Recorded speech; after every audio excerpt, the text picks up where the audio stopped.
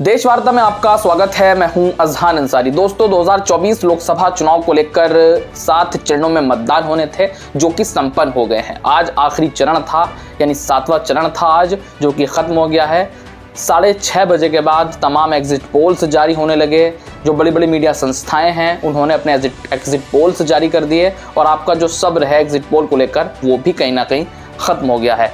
तो क्या कुछ एग्जिट पोल्स में है और कौन कौन सी मीडिया संस्थाओं ने किसको कितनी सीटें दी हैं, भारतीय जनता पार्टी को कितनी सीटें मिल सकती हैं, इंडिया अलायंस को कितनी सीटें मिल सकती हैं, ये हम आज चर्चा करेंगे और उन तमाम मीडिया संस्थाओं के एग्जिट पोल्स पे भी नज़र डालेंगे और अपने देश वार्ता के एग्जिट पोल्स भी मैं आपके सामने लेकर आज हाजिर हूँ। हम भी अपना आकलन आपके सामने रखेंगे। दोस्तों, जिस तरीके से 2024 का चुनाव पिछले 2 महीने से चल रहा था, मतदान हो रहे थे, अब सब्र जो है ख़त्म हो गया है। जो नेताओं का इम्तिहान है उन्होंने टेस्ट तो दे दिया है, उसका रिजल्ट 4 जून को आना बाकी है। तो दोस्तों, सबसे पहले जो मीडिया संस्थाओं के एग्जिट पोल्स हैं हम उन पर नज़र डालेंगे और आखिर ये जानने की कोशिश करेंगे कि आखिर किसकी सरकार जो है मीडिया संस्थाएं इस वक्त बनती दिखा रहे हैं, कितनी सीटें किस की आ सकती हैं। तो दोस्तों, सबसे पहले हम नज़र डालेंगे इंडिया टुडे एक्सिस माई इंडिया ने अपना एग्जिट पोल जारी किया है, जिसमें एनडीए को 350 सीटें दी हैं, इंडिया को 161 सीटें दी हैं। सीधे तौर पर एनडीए की सरकार जो है बनती दिख रही है। इंडिया अलायंस बहुमत से लगभग 100 सीटें दूर दिख रहा है। इंडिया टुडे के हिसाब से एनडीए फुल फ्लैश सरकार बनती दिखा रहा है, यानी प्रधानमंत्री नरेंद्र मोदी 2024 में तीसरी बार प्रधानमंत्री बनेंगे इंडिया टुडे के हिसाब से। जन की बात ने एनडीए को 377 सीटें दी हैं, इंडिया को 151 और अदर्स को 47 सीटें। इंडिया न्यूज़ एनडीए को 371 सीटें देता नजर आ रहा है, इंडिया अलायंस को 125 और अदर्स को 47 सीटें। अगला जो मीडिया संस्था है वो है रिपब्लिक भारत। रिपब्लिक भारत ने भी अपने जो हैं एग्जिट पोल के आंकड़े जारी कर दिए हैं। एनडीए को 361 और इंडिया अलायंस को 126, अदर्स को 56 सीटें रिपब्लिक भारत दे रहा है। रिपब्लिक टीवी एनडीए को 359, इंडिया को 154, अदर्स को 30 सीटें। इंडिया न्यूज़ डी डायनेमिक्स ने भी एनडीए को बहुमत दी है, 371 सीटें, यानी अगर 371 सीटें आती हैं इंडिया न्यूज़ डी डायनेमिक्स के हिसाब से, तो अब तक का बीजेपी का ये सर्वाधिक आंकड़ा होगा। जो 371 सीटें वो अगर हासिल कर लेती है तो अपना आप में एक रिकॉर्ड कायम करेगी। भारतीय जनता पार्टी की सबसे ज़्यादा सीटें आ जाएंगी अगर इतनी सीटें आती हैं। तो इंडिया अलायंस को 125 सीटें, अदर्स को 47 सीटें। न्यूज़ नेशन के एग्जिट पोल क्या कहते हैं? न्यूज़ नेशन ने एनडीए को दी हैं 360 सीटें, इंडिया अलायंस को दी हैं 161 और अदर्स को 22 सीटें न्यूज़ नेशन देता नज़र आ रहा है।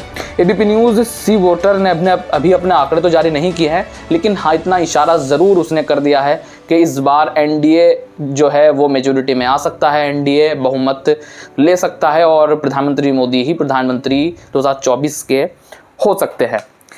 न्यूज़ 24 चाणक्य बड़ा फेमस है अपने एग्जिट पोल्स को लेकर। वो क्या कहता है? उसने भी अभी अपने आंकड़े तो नहीं दिए हैं, लेकिन इतना ज़रूर साफ कर दिया है, इशारों में ये ज़रूर बता दिया है कि इस बार भी एनडीए की यानी भारतीय जनता पार्टी की सरकार बन सकती है और प्रधानमंत्री मोदी प्रधानमंत्री हो सकते हैं। तो दोस्तों, ये कुछ मीडिया संस्थाएं थी जिन्होंने अब तक अपने एग्जिट पोल जारी किए हैं। तो इन सारी की सारी मीडिया संस्थाएं की अगर हम बात करें तो सब एनडीए को यानी भारतीय जनता पार्टी को फुल फ्लैश बहुमत देती नज़र आ रही हैं। इंडिया अलायंस बहुमत से बहुत दूर है।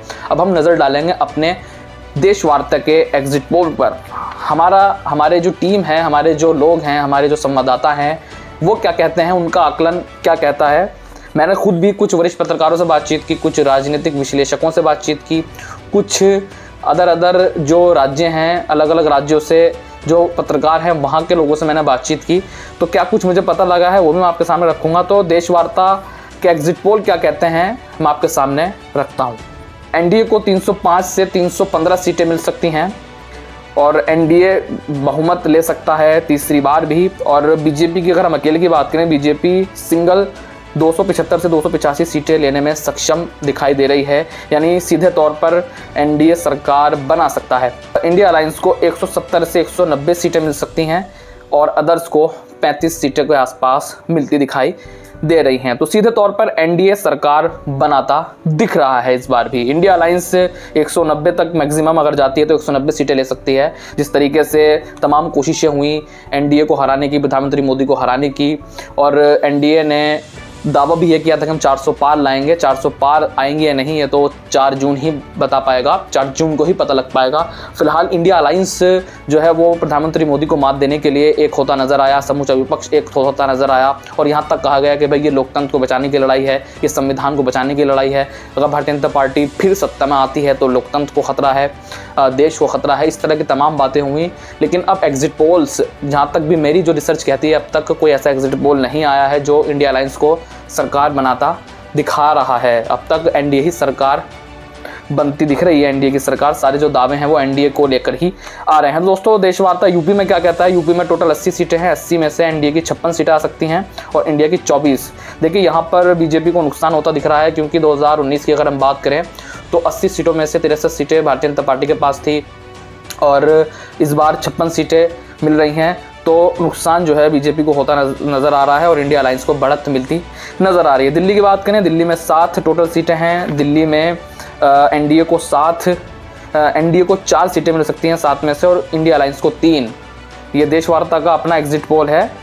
2 राज्यों में जो है यूपी में 56 80 में से और दिल्ली में 7 में से 4 एनडीए 3 इंडिया।